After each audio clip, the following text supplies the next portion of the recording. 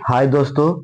आज हम सामाजिक विज्ञान यानी सोशल साइंस से संबंधित जो है प्रश्न करने जा रहे हैं प्रीवियस ईयर का, जो कि काफी इंपॉर्टेंट है। सीटेट का एग्जाम होने वाला है, उसमें से ज्यादातर क्वेश्चन इससे बनेगा। तो प्रीवियस ईयर है ना, तो इसे देखें ताकि जो क्वेश्चन है उसे आसानी से आप बना सके। तो सबसे पहले क्वेश्चन बात करते हैं, क्वेश्चन नंबर 31 के बारे में। क्वेश्चन है कि सामाजिक विज्ञान का अध्ययन वैज्ञानिक क्यों है।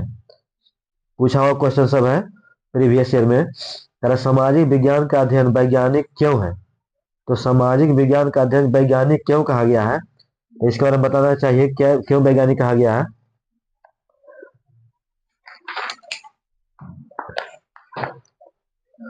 इसमें जो है क्वेश्चन नंबर 1 हो जाएगा आंसर, वैज्ञानिक क्यों है, यानी ए हो जाएगा। कर इसके अंदर क्रमबद्ध तरीके से प्रमाणित ज्ञान को अर्जित किया था। सामाजिक विज्ञान जो है वैज्ञानिक इसलिए कहा गया है क्योंकि इसके क्रमबद्ध ज्ञान प्राप्त होता है, यानी एक के बाद एक ज्ञान प्राप्त होता है। इसी वजह से जो है इसे वैज्ञानिक भी कहा का अध्ययन भी कहा गया है। यानी ऑप्शन ये हो जाएगा। इसके अंतर्गत जो है, इसके अंतर्गत क्रमबद्ध तरीके से प्रमाणित ज्ञान को अर्जित किया जाता है, उसे क्या कहते हैं, विज्ञान कहते हैं। ये भी इंपॉर्टेंट है, हमेशा एग्जाम में पूछा जाता है। आगे अगला क्वेश्चन बात करते हैं 32 के बारे में। करा कि आप एक वर्ष में नियोजित हैं, ठीक ना। आप एक वर्ष के लिए नियोजित हैं, अल्प नियोजित हैं, और वो भी अल्प नियोजित हो गए, एक वर्ष के लिए तो अल्प नियोजित ही है। अनियोजित ग्रामीण श्रमिक द्वारा बिताए गए समय के समानुपात को चित्रित करना चाहते हैं। अब करा जो अनियोजित ग्रामीण श्रमिक द्वारा बिताए गए समय के समानुपात को चित्रित करना चाहते हैं, निम्नलिखित में से आप कौन सा आरेखित चित्रण को चुनेंगे। तो किस तरह चित्रण को चुनेंगे आपको बताना है। तो इसमें आंसर हो जाएगा ऑप्शन नंबर बी हो जाएगा, चक्र आरेख, है ना। ऑप्शन नंबर बी बी हो जाएगा, चक्र आरेख। चक्र आरेख है ना, कौन सा हो जाएगा, चक्र आरेख। तो ये कह रहा है कि आप एक वर्ष में अनियमित नियोजित नियोजित अल्प नियोजित और अनियोजित ग्रामीण श्रमिकों द्वारा बिताए गए समय के समानुपाती को चित्रित करना चाहते हैं। तो निम्नलिखित में से कौन से आरेखित को चित्रित करना है। तो इसमें ऑप्शन नंबर बी हो जाएगा, यानी चक्र आरेख। चक्र आरेख में ना है, चक्र आरेख। आगे है अगला क्वेश्चन कर रहा है कि 33 नंबर क्वेश्चन, कि शिक्षार्थियों का सामाजिक विज्ञान विषय में कला के माध्यम से आ, आकलन, है ना, करने का सबसे उचित कारण क्या चुनना चाहिए। तो कोई चीज के किसी माध्यम का जो है कला का आकलन करना है, तो किस माध्यम से आकलन करना पड़ेगा, करना होगा। तो कला के आकलन के लिए जो है इसमें जो है ऑप्शन नंबर डी हो जाएगा।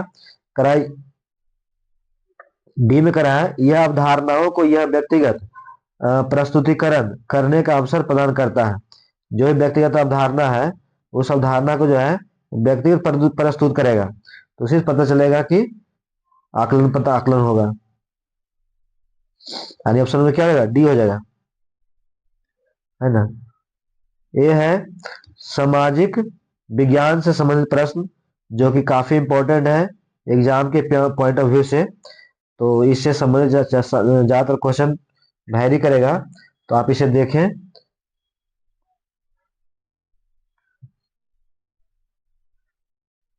सामाजिक विज्ञान पेपर 2 का क्वेश्चन है ना, जो 60 नंबर का क्वेश्चन होता है उसमें से ज्यादातर क्वेश्चन से लड़ाने वाला है।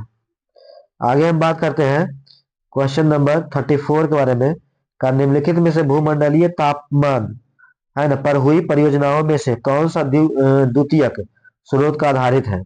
का निम्नलिखित में से भूमंडलीय तापमान, जो तापमान भूमंडलीय तापमान होता है, टेम्परेचर होता है, उस पर जो परियोजना में से कौन सा द्वितीयक स्रोत के आधारित होता है, द्वितीय स्रोत के अंतर्गत आता है। इसमें आंसर हो जाएगा, एक हो जाएगा, है ना, भूमंडलीय ताप पर चित्रों का कोलाज करना। उस पर जो चित्रों कोलाज किया जाता है उसी उसी को की द्वितीयक द्वितीयक, है ना, परियोजना माना जाता है। अन्य ऑप्शन में क्या हो जाएगा, ये हो जाएगा। आगे है ना।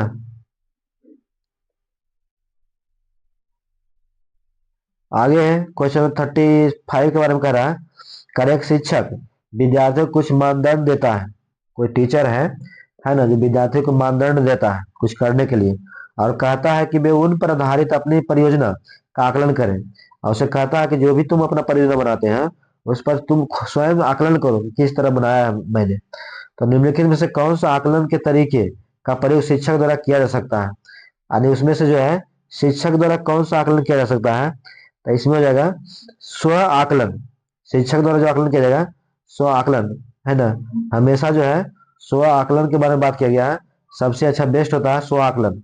हर चीज के लिए जो है स्व आकलन ही सबसे अच्छा आकलन होता है। इसलिए ऑप्शन क्या हो जाएगा, सी हो जाएगा।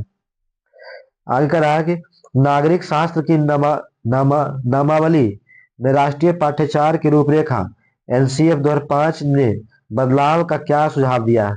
मतलब जो है एनसीएफ 2005 में बदलाव किया गया है, कुछ चेंजेस किया गया है, तो उसमें किस तरह का बदलाव किया गया है जिसके बारे में बताना है। तो इसमें बदलाव किया गया है, ऑप्शन सी हो जाएगा। सामाजिक और राजनीतिक जीवन के बदलाव किया गया। किसमें बदलाव किया गया, तो सामाजिक के बारे में और राजनीतिक जीवन के बारे में बदलाव किया गया एनसीएफ 2005 में।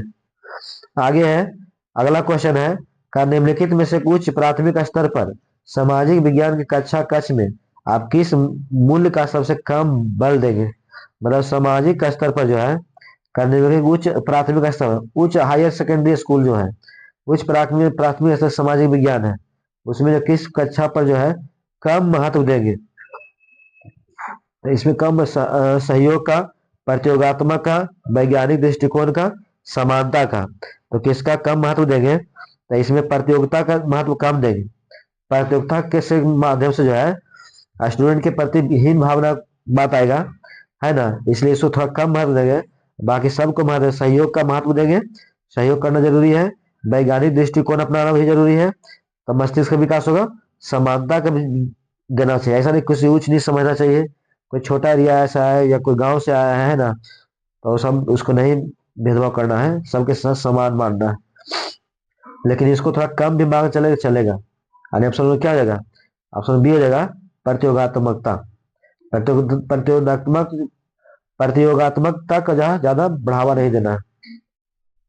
आगे नेक्स्ट क्वेश्चन है शिक्षार्थी के संकलनात्मक आकलन का उद्देश्य क्या है।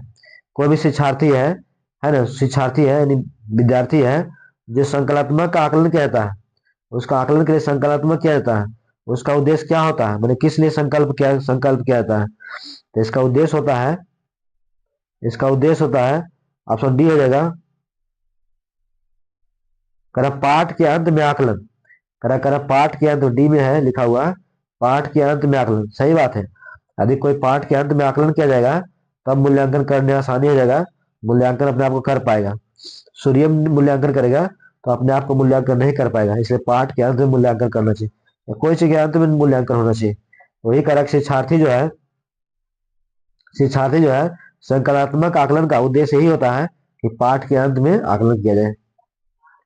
नेक्स्ट क्वेश्चन है मान लीजिए, है ना, एक शिक्षक है, मान लीजिए एक शिक्षक को कक्षा 7 में पाठ, है ना, पाठ को डंडा रेगिस्तान लद्दाख पठार है, ठंडा रेगिस्तान, है ना, ठंडा रेगिस्तान लद्दाख पठार है। मान लीजिए एक शिक्षक को कक्षा 7 में पाठ के लिए जो है ठंडा रेगिस्तान लद्दाख पठार है ना।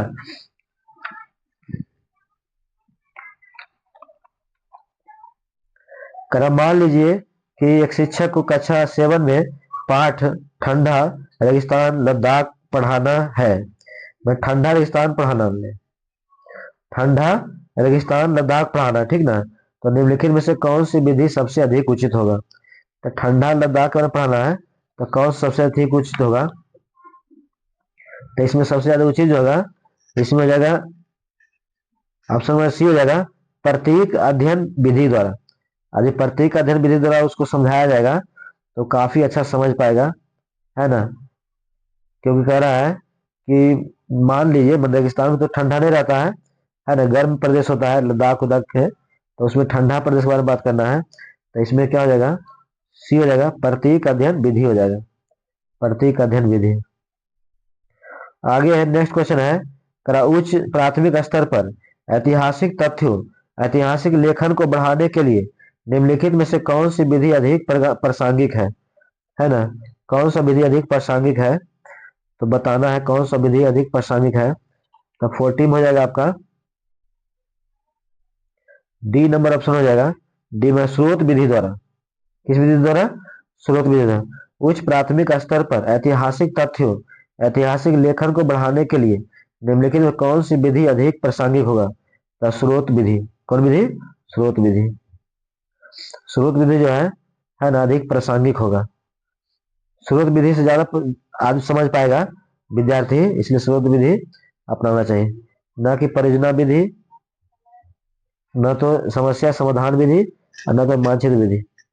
उच्च प्राथमिक स्तर पर जो है स्रोत विधि मैंने कहाँ से उत्पन्न हुआ है उसके बारे में बताना है, ताकि ज्यादा अच्छे से समझ पाए। नेक्स्ट है करार 41 कि राष्ट्रीय पाठ्यचर्या की रूपरेखा एनसीएफ 2005 की संस्तुति के अनुसार बच्चों का विद्यालय जीवन निम्नलिखित में से किस साथ जुड़ना चाहिए? करार बच्चे का जो विद्यालय जीवन जुड़ना चाहिए, किसके अनुसार जुड़ना चाहिए? तो इसमें हो जाएगा विद्यालय के बाह्य वातावरण के अनुसार। यदि विद्यालय के बाह्य वातावरण के अनुसार जो है शिक्षा को जोड़िएगा, बच्चों को जोड़िएगा, तो ज्यादा अच्छा से ज्ञान प्राप्त कर पाएगा, क्योंकि वातावरण से वो कुछ सीख के आता है, इस वजह से। ऑप्शन क्या हो जाएगा? बी हो जाएगा। नेक्स्ट है निम्नलिखित में से किस विकल्प को है ना दंड आरेख द्वारा सबसे अच्छे तरीके से दर्शाया जा सकता है? मैंने कौन सा विकल्प, 4 को विकल्प दिया है, उसमें कौन सा विकल्प अपनाना है जो कि दंड आरेख द्वारा सबसे अच्छा समझाया जा सकता है? तो इसमें हो जाएगा कि ऑप्शन नंबर वर्षा, है ना, सी हो जाएगा वर्षा। आगे लोकतांत्रिक संस्थानों को समझ को विकसित करने के लिए निम्नलिखित में से सबसे उचित पाठ्यक्रम संबंधी उपागम को चुनिए।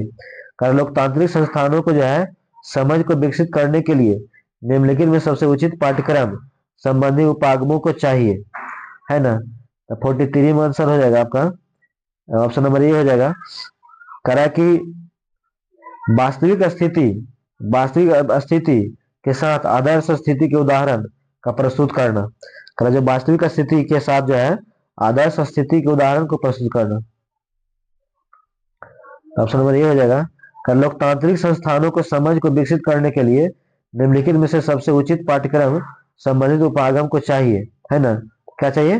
वास्तविक स्थिति के साथ आदर्श स्थिति के उदाहरण का प्रस्तुत करना। जो वास्तविक स्थिति है उसी के आधार पर उदाहरण देना, न कि झूठे बात पर उदाहरण देना। आगे अगला कर रहा क्वेश्चन, कर गणितज्ञ और खगोल शास्त्री आर्यभट्ट ने जो है आर्यभट्टियम नामक पुस्तक निम्नलिखित भाषाओं में से किस भाषा में लिखा था? आर्यभट्टियम जो पुस्तक लिखे थे किस भाषा में लिखे थे? तो इसमें आंसर हो जाएगा कि संस्कृत में लिखे थे, है ना। ऑप्शन नंबर डी हो जाएगा संस्कृत। आर्यभट्टियम जो है किस भाषा में लिखा गया था? संस्कृत भाषा में लिखा गया था। नेक्स्ट है निम्नलिखित स्तूपों में से किस एक को जो है निम्नलिखित स्तूपों में से किस एक को उस स्थान को रूप में चिन्हित किया गया है जहां बुद्ध ने पहली बार उपदेश दिया था? तो बुद्ध भगवान जो है पहली बार उपदेश कहाँ दिए थे? तो पहली बार उपदेश दिए थे सारनाथ में। कहाँ दिए थे? सारनाथ में दिए थे। आगे है संगम कविताओं में किन 3 राजवंशों की उसी को जो है मूवेंदार कहा गया था? क्या कहा गया था? मूवेंदार। क्वेश्चन पूछेगा कि मूवेंदार किसे कहा गया था? तो चोल, चेर और पांड्य को कहा गया था। आगे नेक्स्ट है 47 नंबर क्वेश्चन, रामपुरवा में जो है मिला उत्कृष्ट पॉलिश वाले पत्थर पर बना साड़ जिसे अब राष्ट्रपति भवन में रखा गया है, इसमें से किसके शासनकाल में बनाया गया था? तो किसके शासनकाल में बनाया गया था? तो जो किसके उस शासनकाल में बनाया गया था?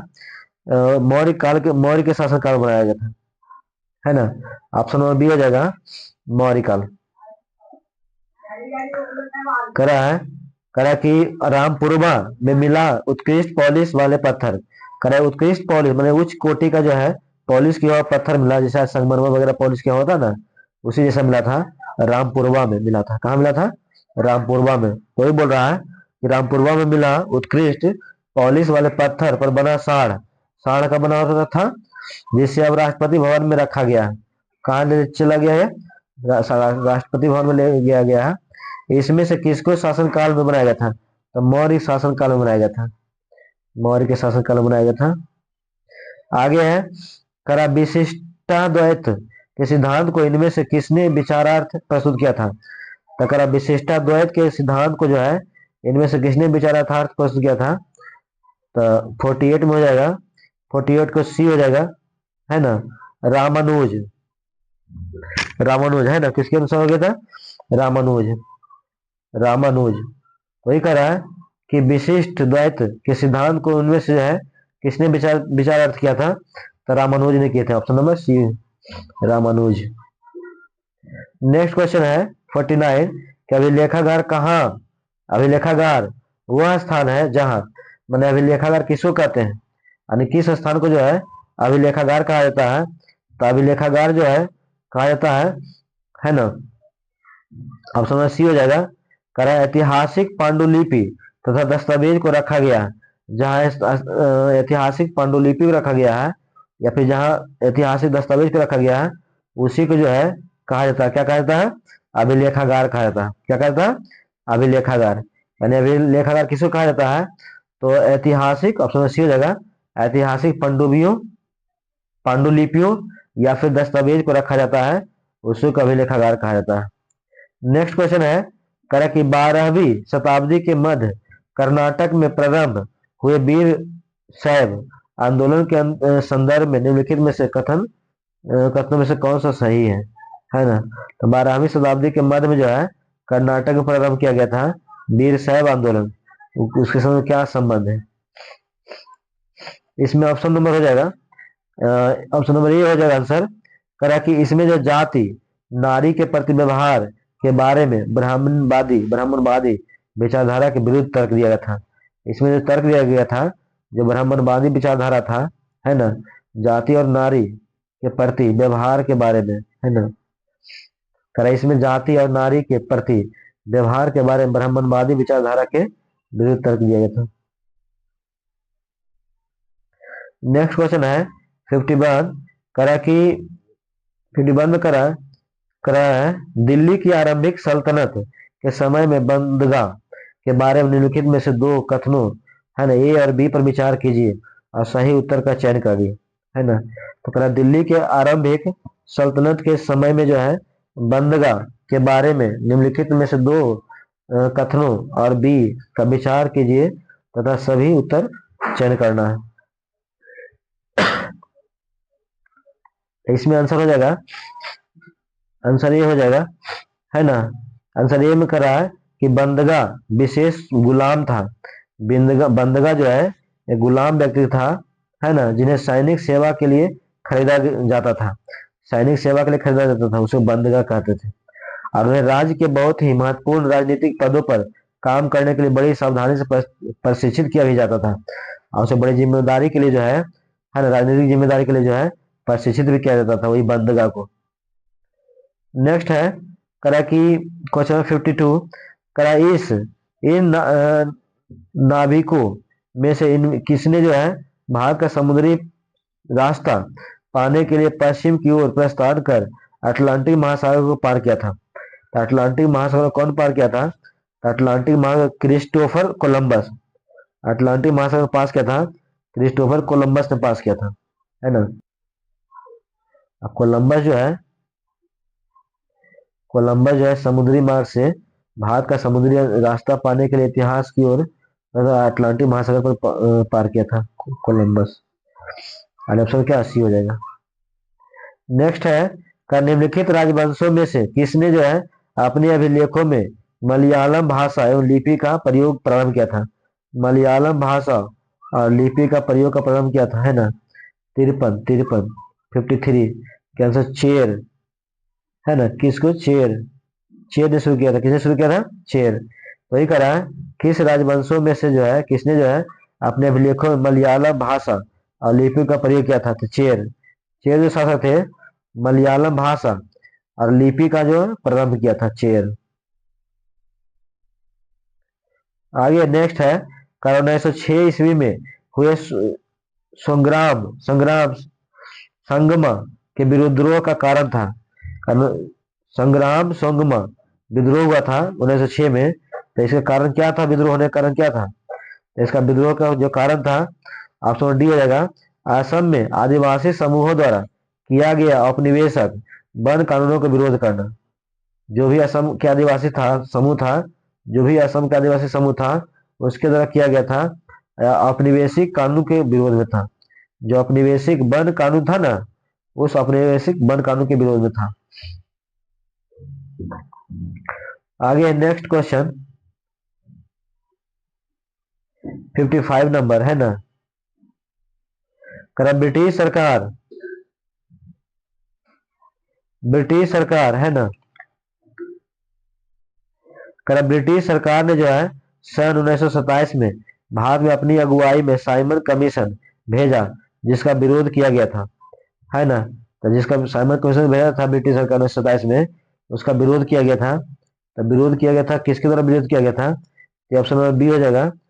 इस आयोग में कोई भारतीय प्रतिनिधि नहीं था, इसलिए विरोध किया गया था। क्योंकि भारतीय प्रतिनिधि नहीं था, तो भारत की आवाज कैसे उठाता, भारत के पक्ष कैसे रखता, इसलिए वजह से। नेक्स्ट क्वेश्चन है, निम्नलिखित में सही जोड़े बताइए। आंदोलन संगठन है ना, आंदोलन संगठन के बारे में बताना है, तो कौन जोड़ा सही ये बताना है। यानी ब्राह्मण समाज है ना, ब्राह्मण समाज जो है, ब्राह्मण समाज यानी ब्राह्मण समाज जो है, ऑप्शन नंबर बी हो जाएगा। करा केशव चंद्र सेन। ब्राह्मण समाज किस समझ है? तो केशव चंद्र सेन से। ब्राह्मण समाज केशव चंद्र सेन, 4 हो जाएगा, यानी एक क्या हो जाएगा, 1 के 4 हो जाएगा, केशव चंद्र सेन। युवा बंगाल आंदोलन, तो बंगाल आंदोलन की जो है फिर 3 हो जाएगा, बी के 3 हो जाएगा। 3 में क्या करा? Henry Louis Vivian Derozio, Henry Louis Vivian Derozio, यानी क्या 3 हो जाएगा, है ना। यानी बी ऑप्शन नंबर होगा 1 के 4, 2 के 3 और 3 के 1, है ना। 3 के 1 हो जाएगा। तो 3 में क्या रहा है? रामकृष्ण मिशन, तो स्वामी विवेकानंद। रामकृष्ण मिशन किसने शुरू किया था? तो स्वामी विवेकानंद शुरू किया था। अलीगढ़ आंदोलन, सर सैयद अहमद खान, सर सैयद अहमद खान। आगे है, वयोवृद्ध गांधीवादी नेता पोट्टी श्री रामल्लू निम्नलिखित राज्यों में से किसके बनाने के लिए सन 1952 में भूख हड़ताल किया था? मोस्ट इंपोर्टेंट क्वेश्चन है, बहुत वीवीआई क्वेश्चन है। आंध्र प्रदेश, आंध्र प्रदेश जो है बनाने के लिए जो है, यही जो है इन्हीं जो है पोट्टी श्री रामल्लू ने जो है भूख हड़ताल किए थे। 58 दिन तक भूखे रहे थे, उसके बाद उनका मृत्यु हो गया था। उसके बाद जो है प्रथम राज्य जो है आंध्र प्रदेश है, जो भाषाई आधार पर राज्य का गठन किया गया था। आगे बहादत ए दीन अर्थात सभी धर्मों का बुनियादी एकता का हिमायती इनमें से कौन थे? बहादत ए दीन अर्थात सभी धर्मों की बुनियादी एकता के हिमायती इनमें से कौन था? तो 58 है ना, तो 58 के सी हो जाएगा, मौलाना आजाद, मौलाना आजाद, मौलाना आजाद। आगे भारत के लगभग मध्य भाग से होकर गुजरने वाला मुख्य प्रमुख अक्षांश है। भारत का जो है लगभग मध्य भाग से होकर गुजरने वाला प्रमुख अक्षांश है, कौन प्रमुख अक्षांश है? भारत के लगभग मध्य भाग से जो है होकर गुजरने वाला प्रथम मुख्य अक्षांश है।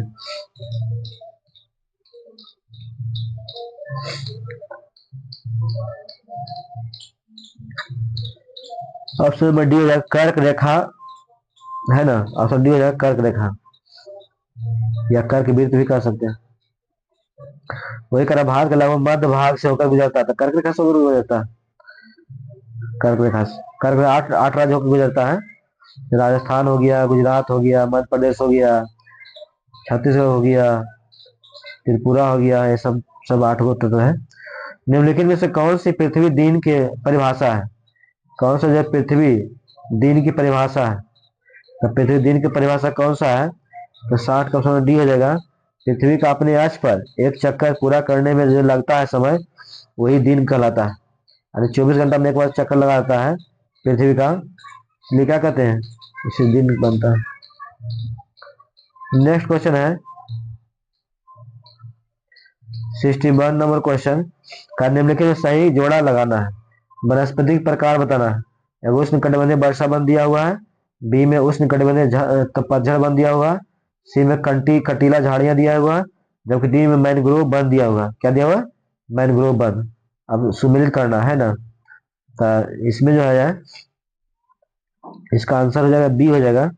बी में कह रहा है कि 1 के 3, 2 के 4, 1 के 3 है ना, 1 के 3 हो जाएगा। तो उष्ण कटिबंधीय वर्षा वन का महोगनी, उष्ण कटिबंधीय वर्षा वन में जो है महोगनी पौधा का उगता है, यानी महोगनी पौधा जो है उष्ण कटिबंधीय वर्षा वन में उगता है ना, उष्ण कटिबंधीय वर्षा वन में उगता है। फिर उष्ण कटिबंधीय पतझड़ वन, तो उष्ण कटिबंधीय पतझड़ वन में जो उगता है ना, तो कहाँ उगता है? तो ऑप्शन 4 साल करा कि उष्ण कटिबंधीय पतझड़ वन होता है साल, साल के वृक्ष उगता है। यानी ऑप्शन 4 इसका हो जाएगा, 3 इसका हो जाएगा, है ना। फिर हम बात करते हैं कटीली झाड़ियां, सी ऑप्शन है ना, तो सी ऑप्शन के लिए क्या हो जाएगा? तो कटीली झाड़ी सी ऑप्शन के लिए जो है 2 हो जाएगा। 2 बबूल, कटीली झाड़ी बबूल की जो उगता है ना, 2 हो जाएगा इसमें बबूल।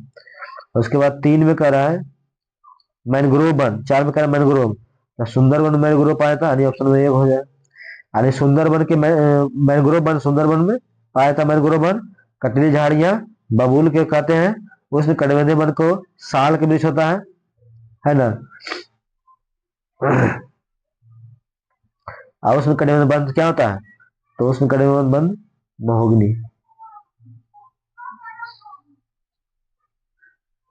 नेक्स्ट क्वेश्चन है 62 नंबर, क्रम मैत्री और दक्षिणी गंगोत्री नामक भारत के शोध संस्थान निम्नलिखित महाद्वीपों में से कहाँ स्थित है? क्रम मैत्री और दक्षिण गंगोत्री नामक भारत के शोध संस्थान निम्नलिखित महाद्वीपों में से कहाँ स्थित है? तो 62 नंबर का आंसर हो जाएगा डी। ये जो अंटार्कटिका में है। कहाँ है? अंटार्कटिका में। क्रम मैत्री और दक्षिणी गंगोत्री नामक भारत के जो है शोध संस्थान जो है अंटार्कटिका में। कहाँ है? अंटार्कटिका में। आगे महासागरीय धाराओं के संबंध में नीचे दिए गए दोनों कथन ए और बी पर विचार कीजिए तो सही उत्तर का चयन करना। तो महासागरीय धाराओं के संबंध में कथन दिया हुआ है, उसमें सही गलत बताना है, कौन सही कौन गलत है। तो ऑप्शन नंबर बी हो जाएगा। इसमें बी कह रहा है कि ए सही है बी गलत है ना, ए सही है और बी क्या है? ए सही है बी गलत है। ए में कह रहा है कि उष्ण गर्म महासागरीय धाराएं भूमध्य रेखा के निकट उत्पन्न होता है। सही बात है। उष्ण जो है गर्म जो महासागरीय धारा होता है भूमध्य रेखा के निकट होगा, जितना भूमध्य रेखा के निकट होगा उसका जो है गर्म जल धारा होगा, है ना। लेकिन इसमें कह रहा शीत ठंडी महासागर धारा निम्नलिखित अक्षांश के उच्च अक्षांशों जल से जाता है, ऐसा कुछ नहीं है, गलत है। ऑप्शन नंबर बी गलत है ना। नेक्स्ट क्वेश्चन है का ऋतु प्रवास से अभिप्राय क्या है? तो ऋतु प्रवास का मतलब क्या होता है? तो इसका मतलब यही नहीं होता ऋतु प्रवास का मतलब कि नए चरगाहों की खोज में अपने पशुधन के साथ लोगों को ऋतु प्रवाह गतिशीलता मतलब हुआ कि जब ऋतु प्रवाह होता है, जब मौसम परिवर्तन होता है तो उसके अनुसार जो है अपने चरगाह के लिए जो है स्थान बदल लेता है ना। उसी क्या कहते हैं? नए चरगाह को खोज से अपने पशुधन के साथ लोगों की ऋतुवत गतिशीलता को ही क्या कहते हैं? ऋतु प्रवास कहते हैं, है ना। ऋतु प्रवास कहते हैं, क्या कहते हैं? ऋतु प्रवास। नेक्स्ट क्वेश्चन है 65 नंबर का निम्नलिखित में सही जोड़े बनाना है। शैलों का प्रकार दिया हुआ तो अंतर्वेदी आग्नेय शैली, अंतर्भेदी आग्नेय शैली, एगो बहिर्भेदी आग्नेय शैली, सी में है अवसादी शैली और डी में है कांति शैली। तो सब शैली के प्रकार है, तो कौन कौन तरह की शैली है ये बताना है। तो इसका आंसर बी हो जाएगा 1 के 4, है ना। 1 के 4 हो जाएगा, यानी ग्रेनाइट। 1 के 4 हो जाएगा ग्रेनाइट। तो अंतर्भेदी आग्नेय शैली जो है ग्रेनाइट से बना होता है, किससे बना होता है? ग्रेनाइट से। अंतर्वेदी चैल चैल जो है किससे बना होता है? ग्रेनाइट से बना होता है। फिर हम बात करते हैं करा बहिर्भेदी आंदोलन आग्नेय शैली। तो बहिर्भेदी आग्नेय शैली जो है बी में क्या हो जाएगा? बी क्या हो जाएगा? तीन। तीन में करा है, तीन में क्या? बेसाल्ट है ना। बी के तीन हो जाएगा, बेसाल्ट हो जाएगा तीन। बेसाल्ट, बेसाल्ट है ना। अब सादी सेल, अब सादी सेल कहाँ पाया जाता है? अब सादी सेल जो है, अब सादी सेल जो बलुआ पत्थर के होता है, और कांतिक सेल जो संगमरमर से बना होता है। नेक्स्ट क्वेश्चन है 66 नंबर क्वेश्चन। तो 66 में कह रहा क्वेश्चन का निम्नलिखित क्षेत्रों में से किस में जो है चिनूक स्थानिक पवन चलता है? तो चिनूक स्थानिक पवन जो है किस में चलता है? तो चिनूक स्थानिक पवन जो चलता है ये प्रेयरी में चलता है ना। प्रेयरी घास के मैदान भी होता है, उसी में जो है जहाँ प्रेयरी का घास मैदान है वही जो चिनूक स्थानीय पवन भी चलता है। तो क्या हो जाएगा? प्रेयरीज हो जाएगा। नेक्स्ट क्वेश्चन है कि वायुमंडलीय परतों में से कौन सी परत रेडियो प्रसारण में सहायता करता है? तो रेडियो प्रसारण सहायता करता है ना। कह वायुमंडलीय परतों में से जो है कौन सी परत रेडियो प्रसारण में सहायता करता है? तो रेडियो प्रसारण में सहायता कौन करता है? 67 के डी, मध्यमंडल। क्या जाएगा? मध्यमंडल। मध्यमंडल। सुनहरी जरी, सुनहरी जरी निम्नलिखित में से किसकी एक हिस्सा है? तो सुनहरी जरी, सुनहरी जरी जो किसका एक हिस्सा है? सुनहरी जरी जो है किसका हिस्सा है बताना है। तो इसका आंसर हो जाएगा बी, सिल्क का। सिल्क का जो है सुनहरी जरी एक किस्म है ना। हमेशा क्वेश्चन पूछते रहता है कि सुनहरी जरी किसका किस्म है? तो सिल्क का। नेक्स्ट क्वेश्चन है जनसंख्या घनत्व से अभिप्राय है। जनसंख्या घनत्व से अभिप्राय क्या है? तो जनसंख्या घनत्व से अभिप्राय जो है 69 के बी आंसर हो जाएगा। बी में करा पृथ्वी के पृष्ठ के एक इकाई क्षेत्र में रहने वाले लोगों की संख्या। पृथ्वी के जो पृष्ठ पर जो है एक इकाई क्षेत्र में रहने वाले लोगों की संख्या को ही कहते हैं जनसंख्या घनत्व कहते हैं। से 1 किलोमीटर में जो है यदि 1100 जनसंख्या रह रहा व्यक्ति तो ये जनसंख्या घनत्व हो गया। कहीं 1 किलोमीटर में 700 जनसंख्या रह रहा है, कहीं 1 किलोमीटर में 500 जनसंख्या रह रहा है ना। तो उसी जो है जनसंख्या घनत्व डिपेंड करता है। तो यह ऑप्शन सी हो जाएगा कि क्षेत्र में विशेष रहने वाले लोगों की संख्या। ऑप्शन नंबर सी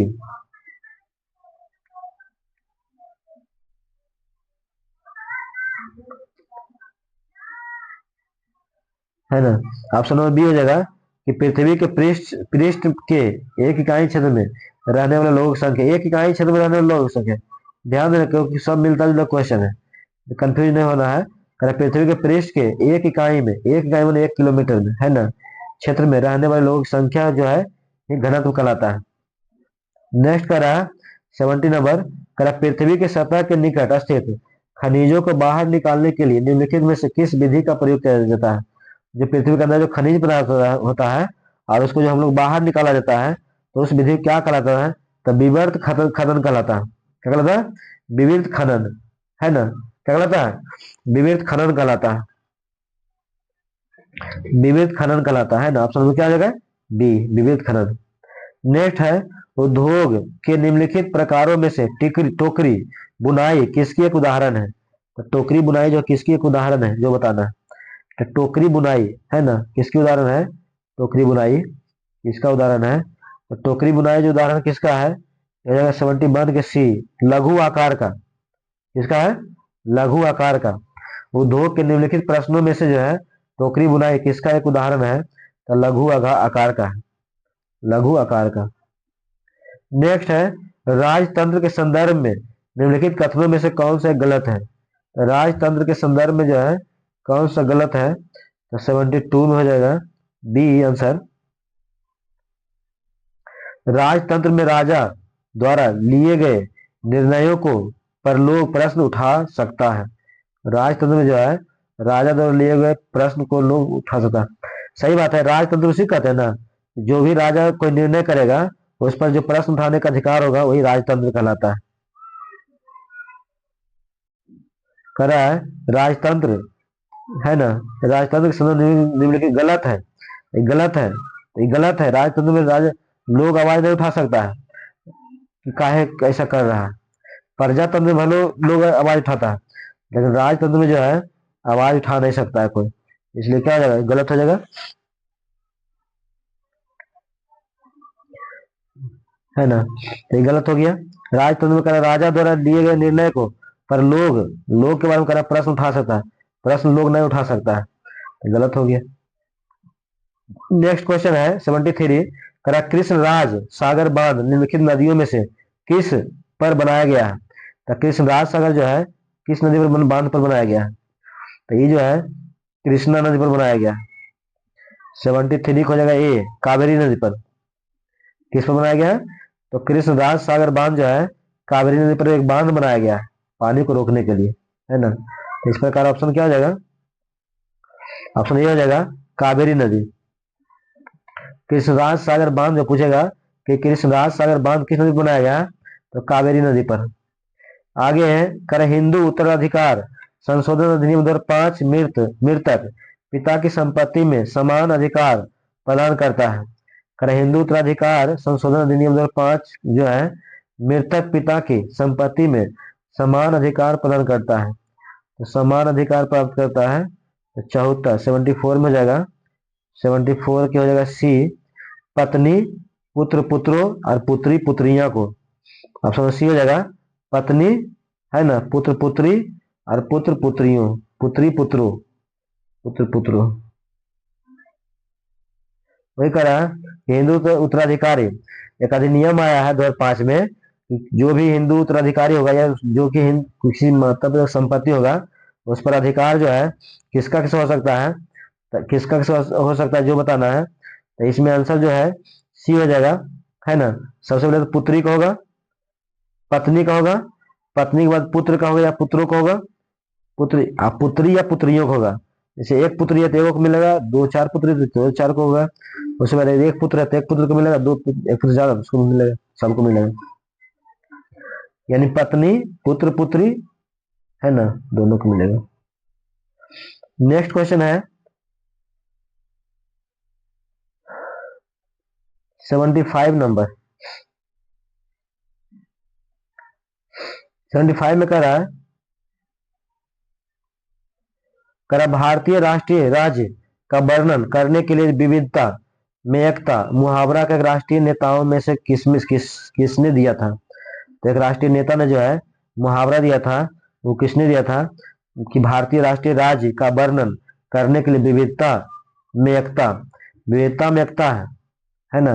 भारतीय राज्य में जो है भारतीय राज्य के वर्णन किया था कि विविधता में एकता है, राज्य में कुल अलग काम है विविधता है, जबकि राष्ट्र में अलग विविधता है ना।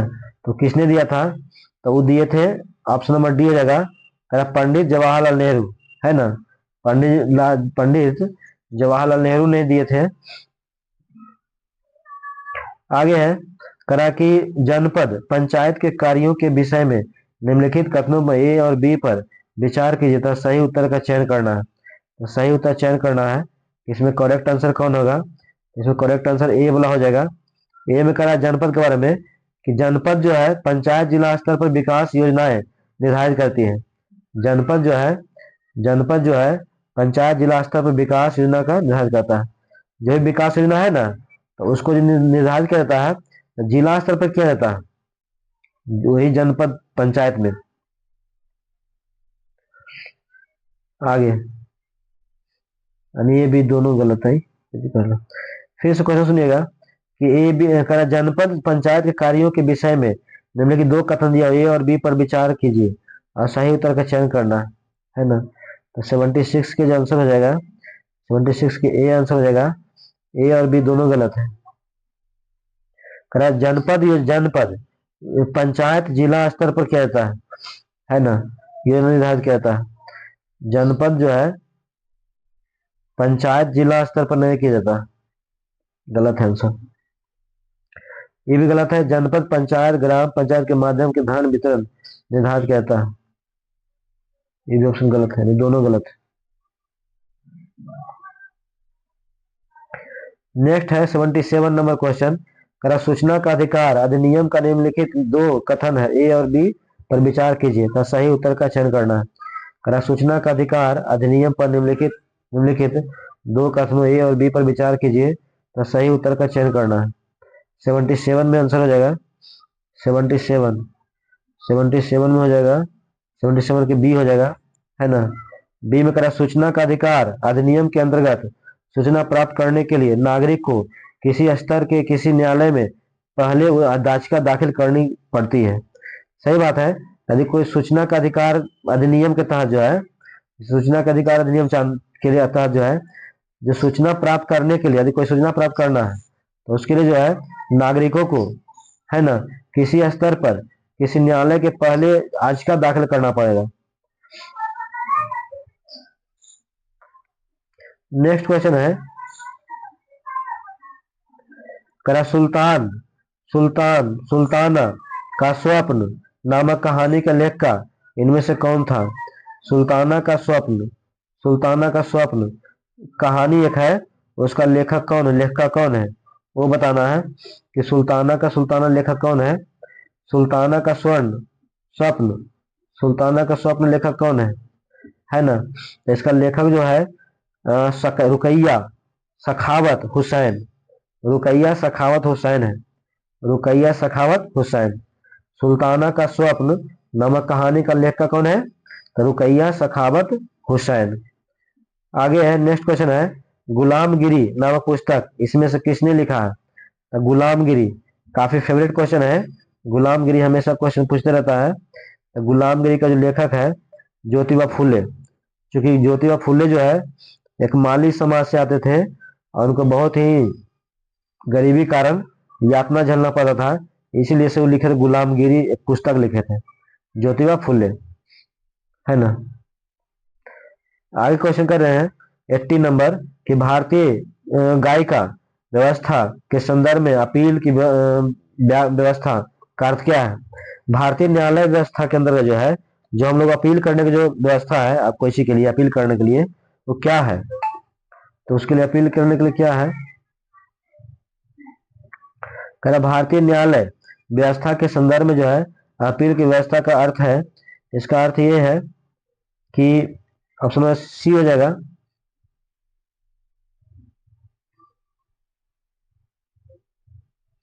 सी में करा करा कि ऊपरी अदालतों के फैसले निचली अदालतों के मान्य होते हैं।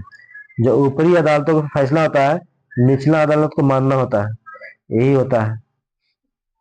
ऑप्शन नंबर सी हो जाएगा आंसर। नेक्स्ट बात करते हैं 81 नंबर क्वेश्चन, सरकार के कार्यपालिका अंग से अभिप्राय क्या है?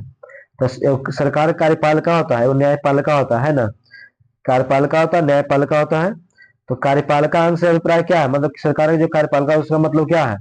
तो कार्यपालिका न्याय से मतलब है कि ऑप्शन नंबर सी हो जाएगा, सी में करा कि लोगों के समूह, है ना, लोगों के समूह जो कानून को लागू लागू करने के लिए होता है, लोगों के समूह होता है जो कानून को लागू करता है ना, और यह शासन चलाने के लिए उत्तरदायी होता है, जैसे पुलिस वगैरह, डीएमएसपी है, दरोगा, ये सब क्या आता है?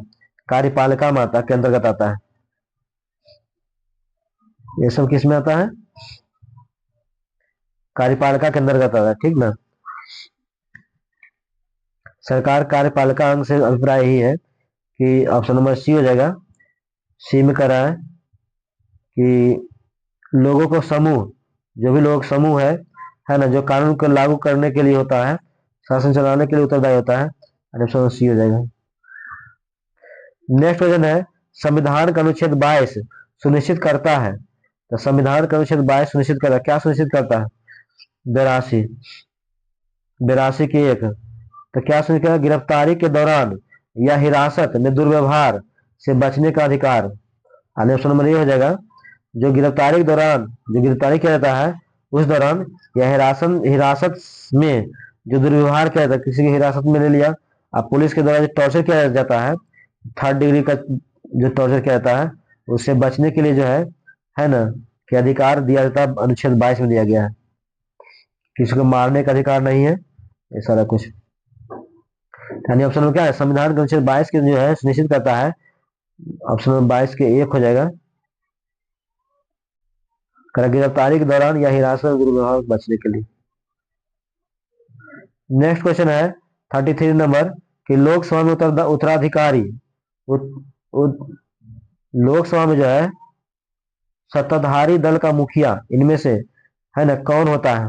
तो लोकसभा राज्यसभा दो विधानसभा होता है, एक लोकसभा होता है एक राज्यसभा होता है ना। तो लोकसभा के सत्ताधारी दल का मुखिया कौन? सत्ताधारी दल का मुखिया कह रहा है जो पावर में रहता है, जो सरकार में रहता है, जो प्रधान जिसके प्रधानमंत्री होता है उसी के बारे में बोल रहा है। तो उसका मुखिया उनमें से कौन होता है? तो इसका मुखिया जो होता है इसका मुखिया होता है प्रधानमंत्री। कौन होता है?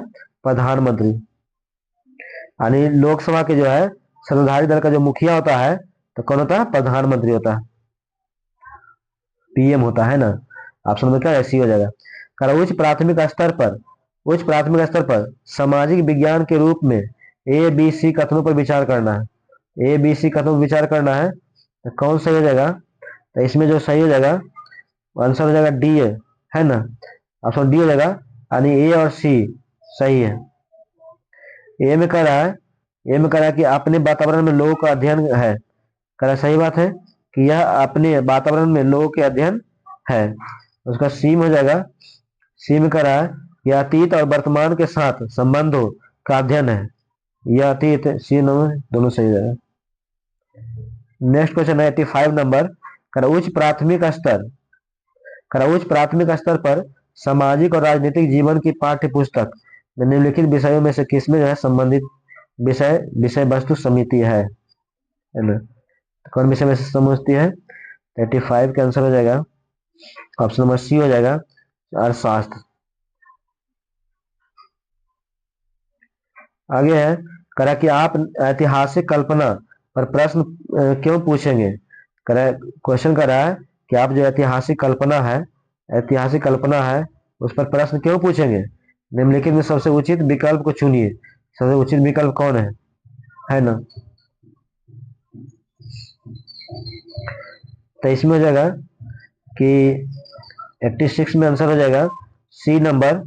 सी में कह रहा है कि यह वर्तमान की अतीत के साथ तुलना करने में प्रोत्साहित करता है। सही बात है, वर्तमान में अतीत की तुलना करिएगा तो उससे आपको प्रोत्साहित होगा है ना, इसी में किया जाता है।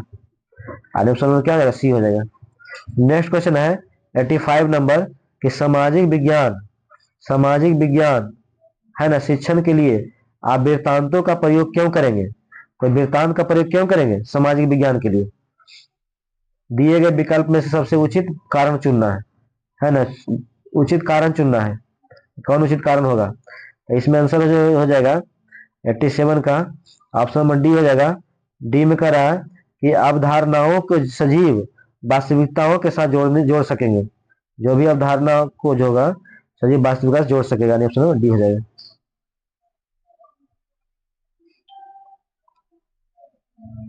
करा कि आगे है नेक्स्ट क्वेश्चन है 88 नंबर।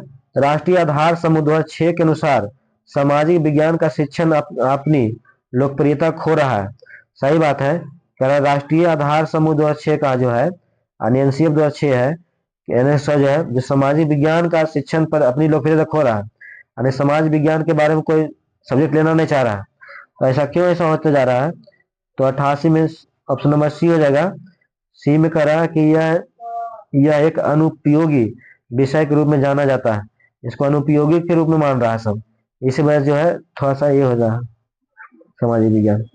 नेक्स्ट क्वेश्चन कर रहा है कि निम्नलिखित में से कौन सा विकल्प विद्यालय आधारित आकलन का अनुप्रयोग करता है ना। तो आकलन का अनुप्रयोग करता है 89 के ए हो जाएगा।